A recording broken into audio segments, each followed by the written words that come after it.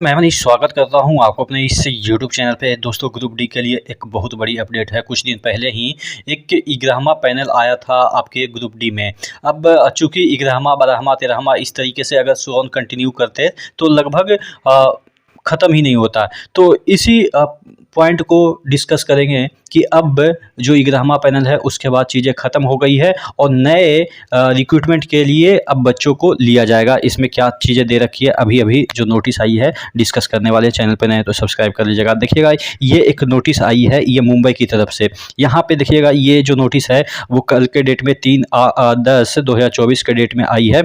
इसमें दे रखा है 11th part provisional panel for 58 candidate was published on 28/8/2024, यानी कि 28/8/2024 को पब्लिश हुआ था। However as recruitment in level 1 under CEN RRC 01/2019 in final stage, यानी कि ये अब फाइनल स्टेज में है। इसके बाद आपके कोई भी पार्ट पैनल या जो इस तरीके के रिक्रूटमेंट का प्रोसेस है वो नहीं होगा, यानी कि ख़त्म हो जाएगा। इसके बाद जो भी अब रिक्रूटमेंट होगा वो नए रिक्रूटमेंट के थ्रू बच्चों को लिया जाएगा, ऐसा ही इसका भावार्थ है। उसके बाद यहाँ लिखा है hence allotment of the post and division of the candidate empanelled against 11th part provisional panel and further provisional replacement panel are yet to be finalise, यानी कि उनको डिवीजन वगैरह जो ये पार्ट पैनल 11 में आए थे उनको डिवीजन वगैरह अलॉट करने में समय लग रहा है। No individual correspondence in this regard will be entertain, यानी कि आपको अलग अलग लेटर नहीं जाएगा। आप वेबसाइट देखते रहिए, उसी में आपका डिवीजन वगैरह है वो अलॉट वगैरह का वो आ जाएगा या आपके मेल पे आ जाएगा। ठीक है,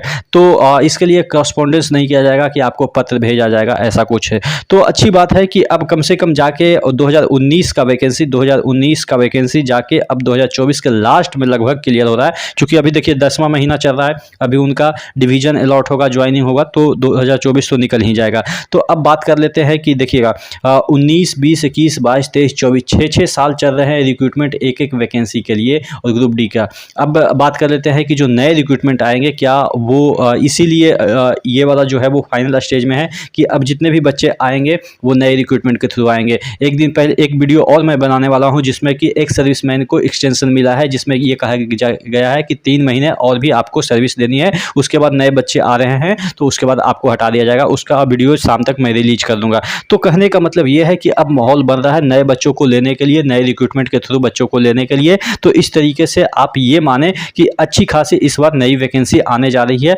अब कब आएगी ये तो आपके जो दे रखा है कि आपका एग्जाम कैलेंडर में दिसंबर तक आपकी जो ग्रुप डी की वैकेंसी है वो कम से कम तो आ ही जाएगी। वो अलग बात है कि फॉर्म फिल करने में टाइम लगे, उसके बाद एग्जाम कंडक्ट कराने में टाइम लगे, वो अलग मैटर है। लेकिन वैकेंसी ऑन शेड्यूल आ ही रही है। और जिस तरह से जितने भी वैकेंसी अभी तक आरपीएफ की आपके आई हो या एनटीपीसी की टेक्नीशियन की या आपके एएलपी की आई है वो ऑन शेड्यूल आई है, यानी कि जो कैलेंडर के अनुसार था वो ऑन शेड्यूल आ गई है। लेकिन एग्जाम वो भले ना करवाए, जैसे एएलपी का एग्जाम आपके जुलाई तक हो जाने चाहिए थे वो ना करवा पाए, अभी तक उसका कोई इन्फॉर्मेशन भी नहीं है, तो वो अलग मैटर है। लेकिन हाँ, आपके ग्रुप डी का जो नोटिफिकेशन है ऑन शेड्यूल आ ही जाएगा। तो तैयारी करते रहिए और मैं भी आपके लिए तैयार कर रहा हूँ कुछ न कुछ चीज़ें, मटेरियल, जैसे आपके साइंस के कुछ पोर्शन है जो कि आपके चुनिंदा कुछ आपके जितने भी क्वेश्चन हैं वो डायरेक्ट क्वेश्चन लड़ जाएं आपके एग्जाम में, वैसा कुछ मैं प्रैक्टिस सेट तैयार कर रहा हूं